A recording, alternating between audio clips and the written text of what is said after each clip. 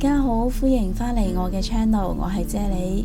咁呢輪呢，就聽到有啲朋友仔話啦，成日會喉嚨痛啦、口乾啦、口渴啦，而且仲好容易猛疹添噃。咁呢啲症狀呢，應該都係肝火盛嘅症狀啦。尤其係一啲食煙同埋捱夜嘅人士呢，就最容易肝火盛噶啦。咁今日呢，我就會想同大家分享一款清肝火、舒鬱結，而且呢仲可以改善呼吸系統啦，同埋肺功能嘅湯水嘅。我呢度呢準備咗一條青蘿蔔啦，佢大概係500個 gram 左右啦。咁我會將佢去咗皮，切成一嚿嚿啦。你哋今日好嗎？留言話我知，你哋今晚想飲咩湯水啊？祝你哋有開心愉快嘅一日。青蘿蔔嘅好拍檔，咁就梗係紅蘿蔔啦。佢唔單止清熱降肝火，而且佢含有非常之豐富嘅維他命 A， 可以幫我哋提升免疫力添噶。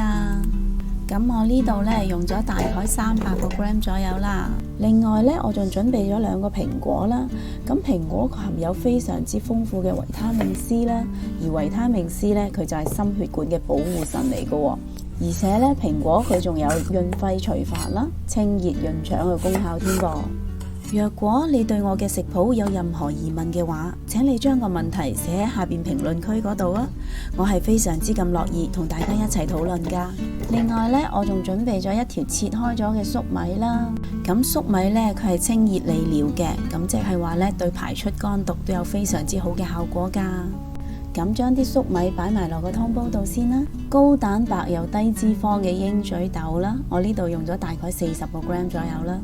利水有補肝血嘅紅腰豆啦，我呢度用咗大概50個 gram 左右啦。舒壓又抗抑鬱，可以改善睡眠質素嘅腰果啦，我呢度用咗大概80個 gram 左右啦。以上嘅乾品呢，喺製作嘅過程中難免會沾上一啲嘅沙石塵啦，咁通常呢，我會將佢清洗3-4次啦。咦，爭啲漏咗養肝安神嘅蜜棗2粒添。同埋呢，我會將呢個湯嘅所有食材啦 list 咗喺呢條片嘅最後啦。咁如果各位係煲呢個湯嘅話呢，就可以將條片拉到最後嚟睇，就可以一目了然噶啦。為咗避免各種營養元素嘅流失啦，咁以上嘅乾品呢，喺煲湯之前，我係唔建議提前去浸佢哋嘅，只要將佢哋徹底清洗乾淨就用得噶啦。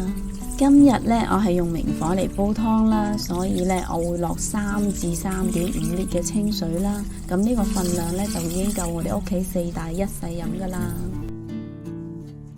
我會用大火嚟將個湯煲滾咗去先嘅，咁大概需時呢15分鐘左右啦。哇，咁快15分鐘就已經過咗去啦！睇下啲湯已經滾到好開心咯喎，仲可以聞到一陣淡淡嘅香味添啊！咦，好似睇到啲顏色都好靚咁喎。咁呢個時候我會收翻個細火啦，keep 住用細火嚟將佢煲90分鐘嘅。哇，好香啊！個湯已經煲好咗啦。青紅蘿蔔煲湯真係好香噶，睇下個湯色，少少焦糖色，好靚啊！呢個湯係唔需要落任何嘅調味料，都已經係好鮮甜、好香濃。不如你哋今晚都試下煲呢個咁有益又健康嘅湯水啦。若果你都中意我嘅食譜，請你俾 like 同埋留言話我知啦。記得訂閱我嘅 channel， 順便撳埋隔籬個鐘仔啊！多謝晒你哋嘅收睇，我哋下一個食譜再見啦，拜拜。